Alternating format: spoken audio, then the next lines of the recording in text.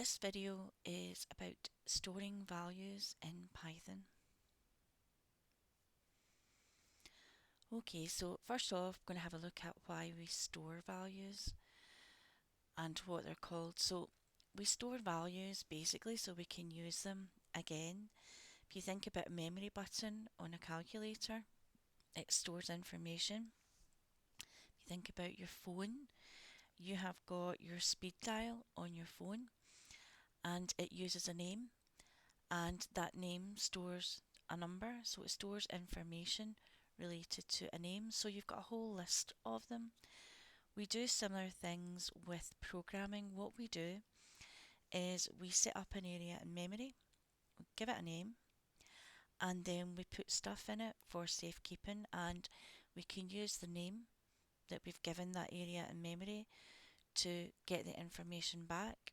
We can also delete it, we can alter it, just by using the actual name itself. So it's a way of storing information that you get from a user in a program. Okay, so here's an example. So we've got a box here and the box has got a name on it. So a variable is just a label that's given to a memory location. So the label in this case is the word name, and the box is supposed to signify a memory location. So whenever we want to use this area in memory and get whatever's inside it, we just use the name of the area itself, and in this case it's the word name. So maybe when we look at some examples it'll become easier to understand what's actually happening. So the word for what we're doing for storing this information is something called variables. So we're setting up variables, so we're setting up an area in memory to store stuff, and we're giving it a name, and then we're going to use whatever someone has entered into that area in memory, we're going to use it within the program itself. Okay, so using a variable. So variable names, first off, they're not allowed to have spaces, and they can't be any of the keywords that are used inside a Python program. Okay, there are different types of variables which I'll look at after this section, but to set up a variable you just pick a name. So in this case I've got name equals, and then I've got quotes, and I've just put my own name in there. So name equals quotes, and it's Violet I have put in there. So what it does is it sets up an area in memory called name. It takes whatever is after the equals sign and it sticks it in that area in memory. I've also got one here, age. So I've got age equals 21. So all that will do is set up an area in memory called age. It takes the value after the equals sign, so it takes the 21 and sticks it inside this variable location. So here's an example. So I've got some comments here. As we've seen before, the comments are used to try and give an indication as to what actually is happening in the program. So we always start off with author, the date, and then a basic description about what is happening.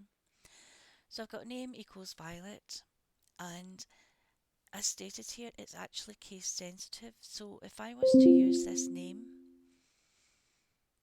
here, I have to make sure it's the same case.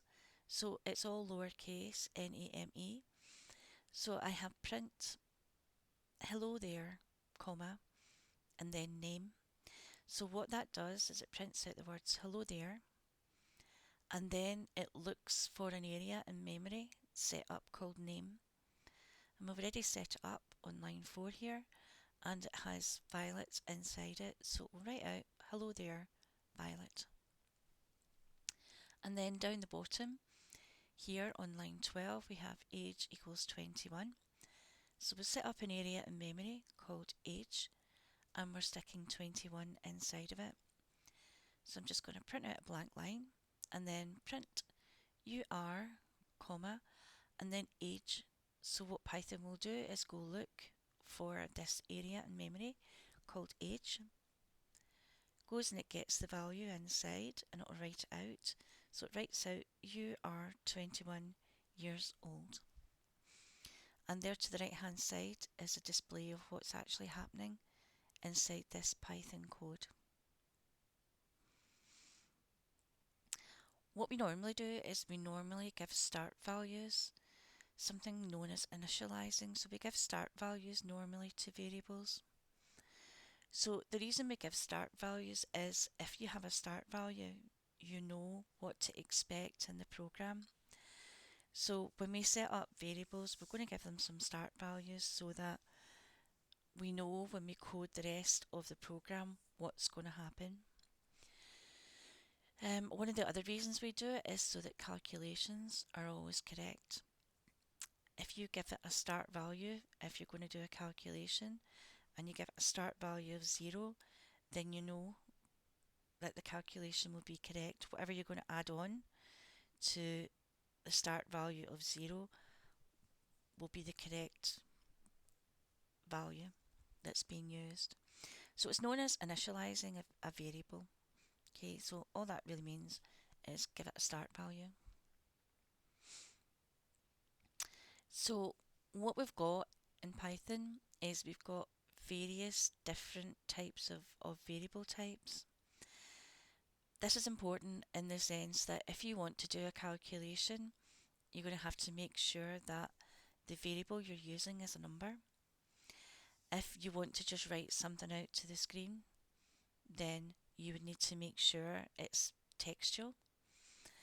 If you want to have a decimal point, then you're going to have to make sure that the variable has got a decimal point as well.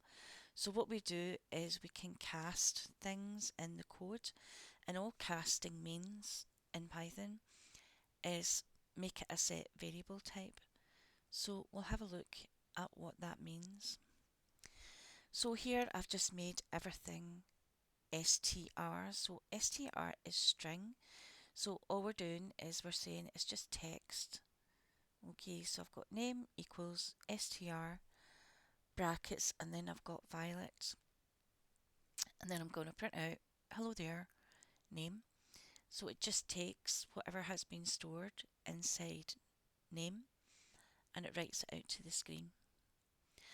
I'm also making age a string here. I'm just making it textual. I'm not going to do any calculations or anything with it. I'm just going to cast it as a string. So we have got age equals 21, and that is just a string. And then I'm print out a blank line and then print out you are 21 years old. Okay, and you can see on the right hand side we've got what actually is occurring. So common variable types. So what we're going to do is have a look at the common variable types that are there. So if we want the variable to be textual, just to hold text, then we would use str. If we want it to be a whole number, we would use int. And if we want it to have a decimal point, we use float. So we've got name equals str, and then I've put my name inside the quotes, inside the brackets. So I'm casting this as a textual bit of information. A string is the word they call it. A string is just a bit of text. And then I've got int. Int is just a whole number. So a whole number without decimal points. So age equals int 21. So I'm casting 21 as an integer, making it a whole number. And then we've got float. Float will actually just take the number and it allows it to have a decimal point. So we have got float 149.99, and that's what we're storing inside wage. So all we've got is we've got 3 different variable types here and examples of each of these 3 different variable types. Okay, so here we've got a basic program. I'm just going to go through what's happening here. So again, I've got author, the dates, basic variable casting demonstration. So I've got name equals str violet, and it's just going to write out hello there, and it's got the keyword name. So it goes to the area in memory, gets whatever's there, and writes it out to the screen. So hello there, Violet.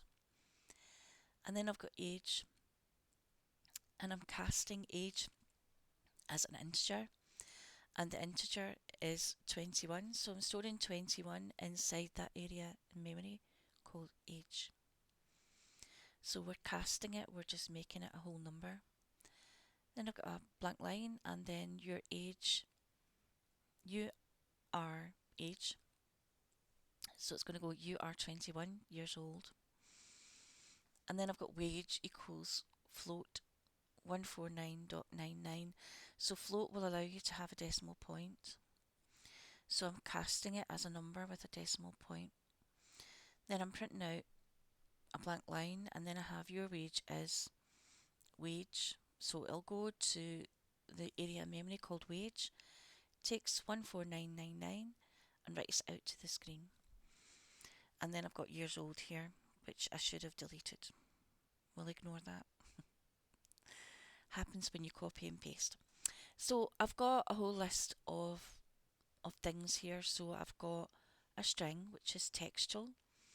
I've got an integer, which is a whole number, and I have got a float, which is a number with a decimal point. Okay, so that concludes the casting and variable video.